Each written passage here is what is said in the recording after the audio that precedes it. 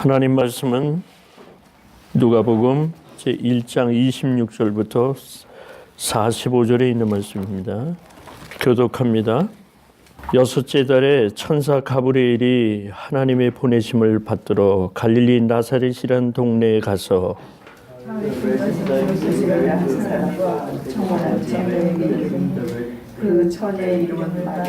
그에게 들어가 가로되 은혜를 받은 자여 평안할지어다 주께서 너와 함께 하시도다 하니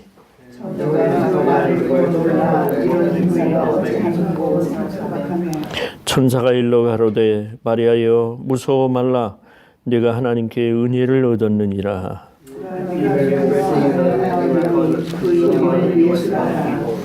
저가 큰 자가 되고 지극히 높으신 이의 아들이라 일컬을 것이요 주 하나님께서 그 조상 다윗의 위를 저에게 주시리니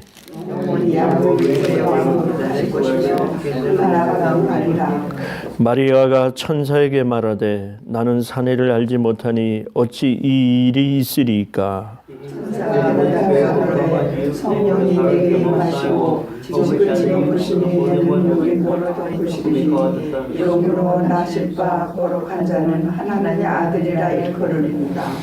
보라 내 친족 엘리사벳도 늙어서 아들을 배었느니라. 본래 수태하지 못하던 이가 이미 6달이 되었나니 마리아가 가로되 주의 계집종이 오니 말씀대로 내게 이루어지이다 하며 천사가 떠나가니라.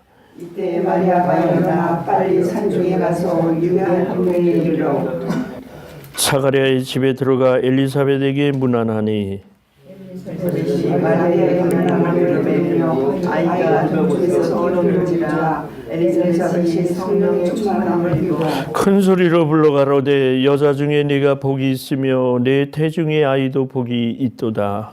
내 주의 모친이 내게 나오니 이어진 일이고 보라 내 문안하는 소리가 내 귀에 들릴 때에 아이가 내 복중에서 기쁨으로 뛰놀았도다. 믿은 여자에게 복이 있도다.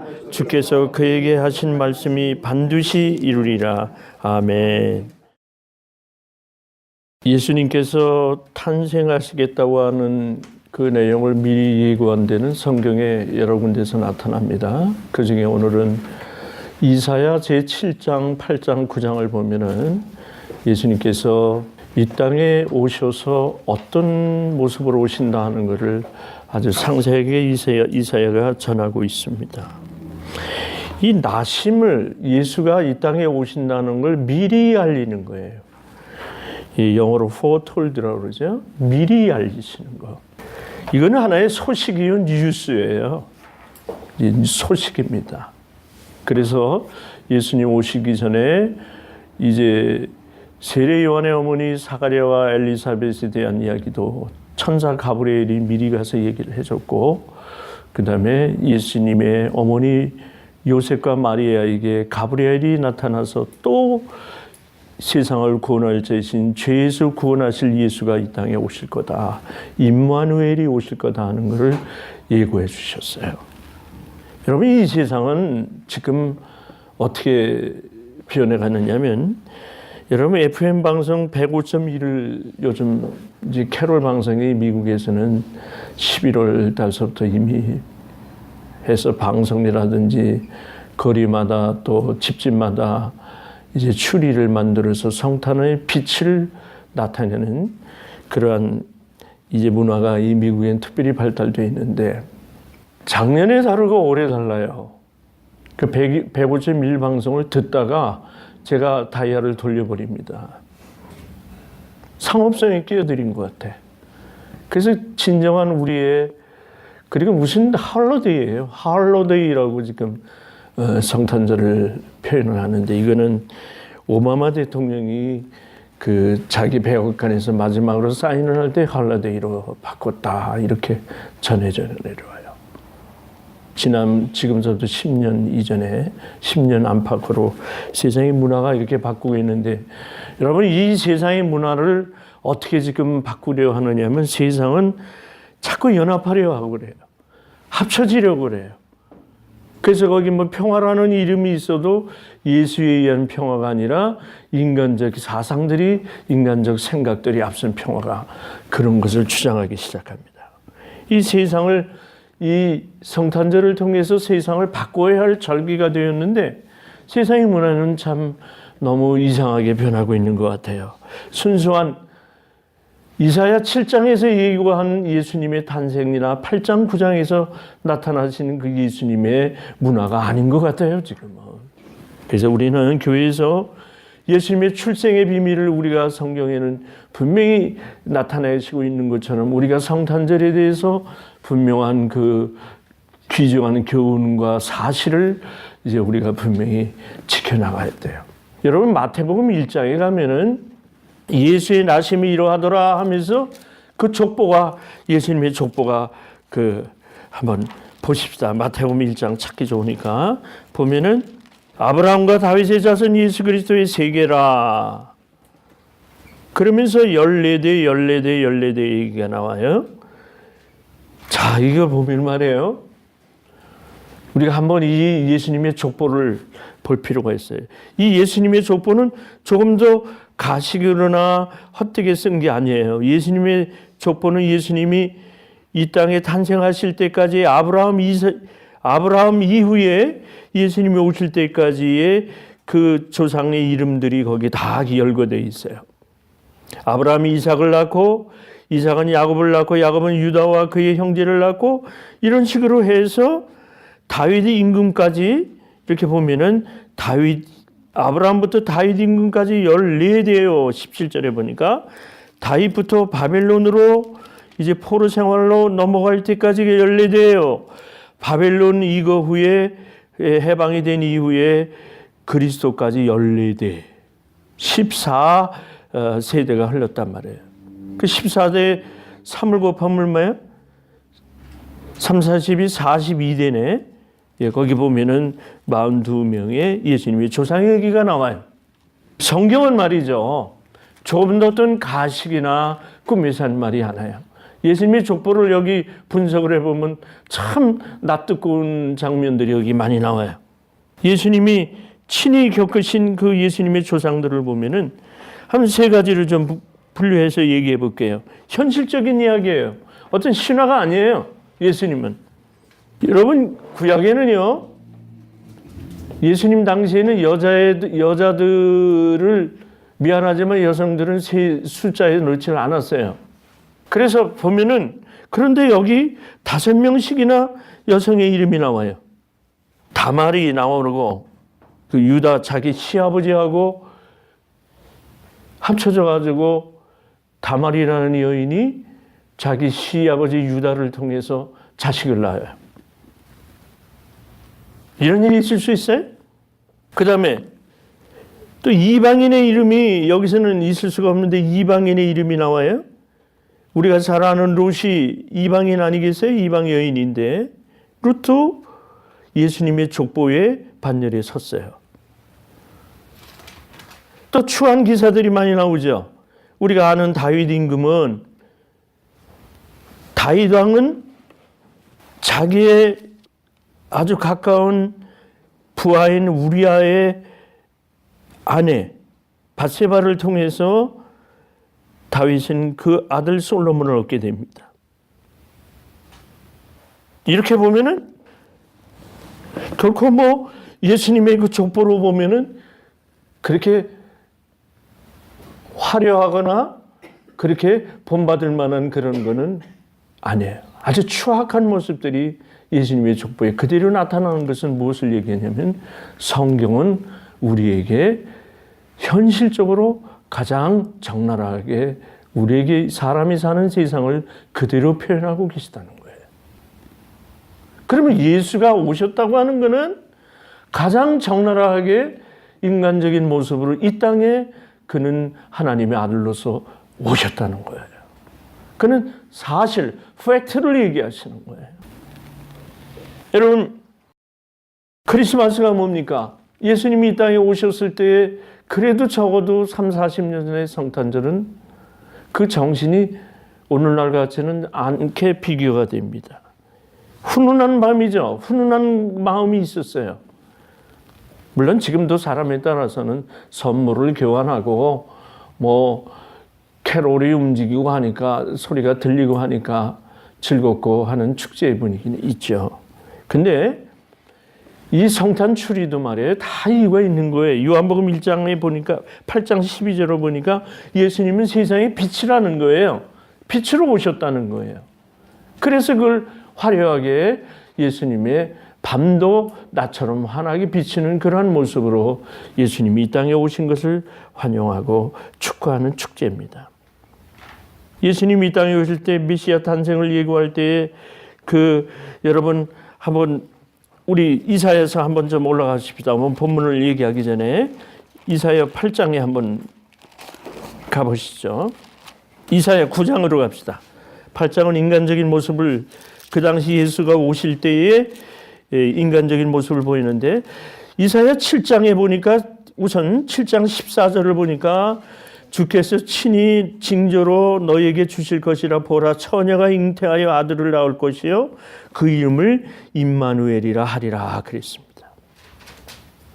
이사야 8장에 가면은 세상이 어떻게 예수님 오시기 전에 세상이 어떻게 그렇게 좀 악했느냐면 8장 4절에 보니까 마헬 살랄 하스바스라고 하는 그 이름이 나오는데 그 이름이 사람의 이름이에요. 아들의 이름인데 아이가 아빠 엄마라 부르기 전에 다메섹의 제물과 사마리아의 노량물이 아스랑 앞에 옮긴 바 될 것입니다. 이건 뭔 뜻이냐면은 임마누엘 오시기 이전에 이 세상이 세상적인 풍습과 세상적인 것으로 정복이 된다 이런 얘기입니다.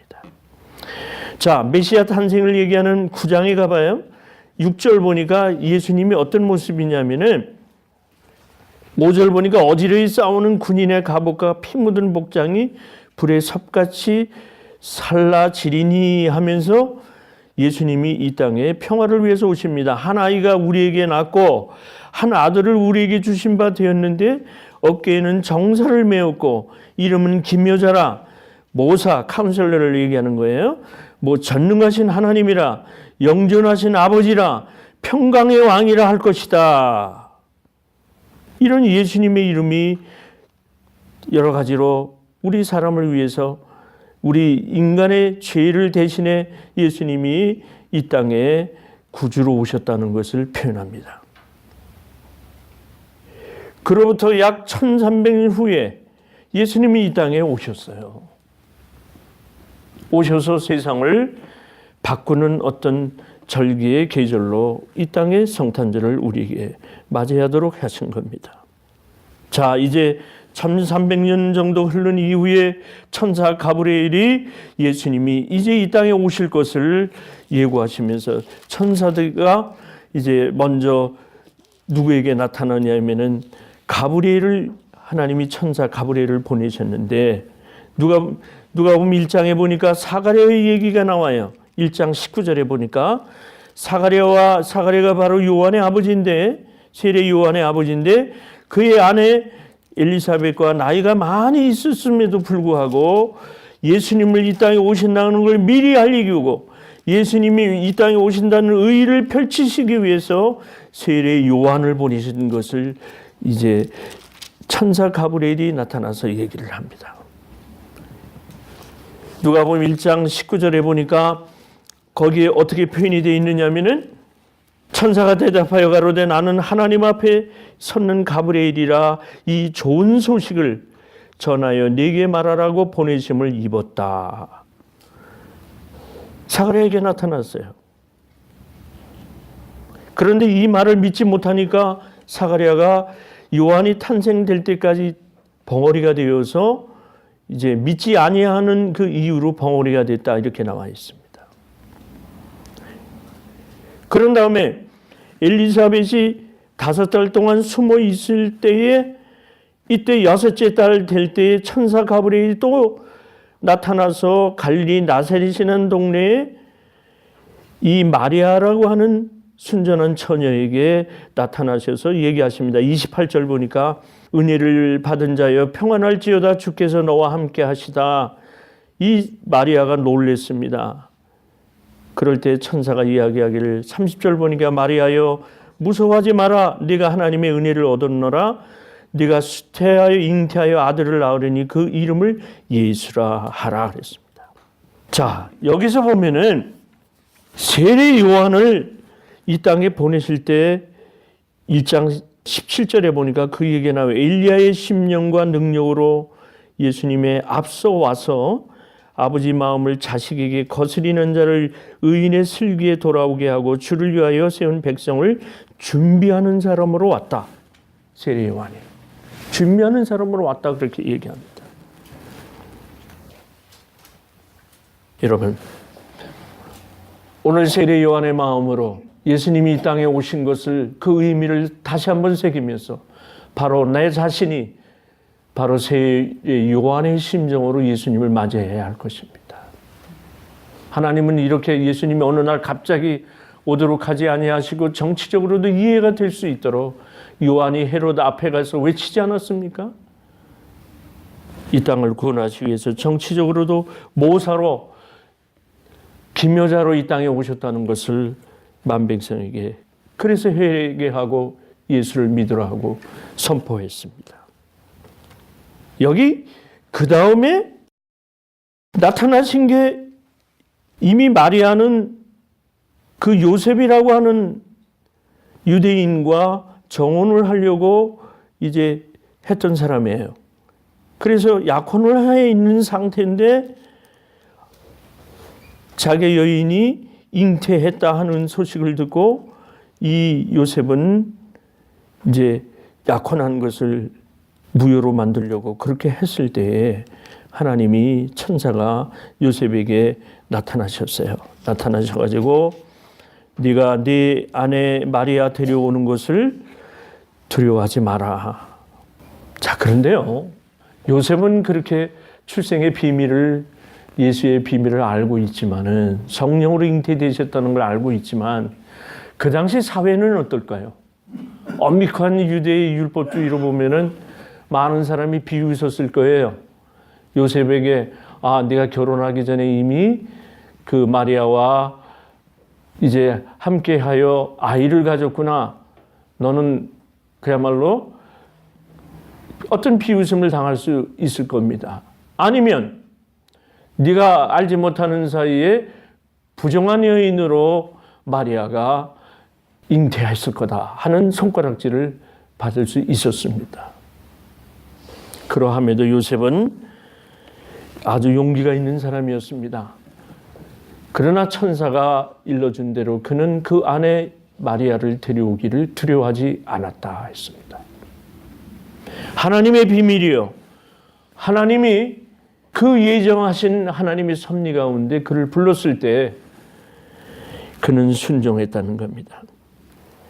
갈릴리 나사렛에서 태어나시는 그 예수에게 하나님께 28절부터 보니까 하나님은 그 요셉, 그 마리아에게 하나님의 은혜를 입혀주셨단 말이죠. 28절에 보니까 은혜를 받은 자라고 그랬습니다.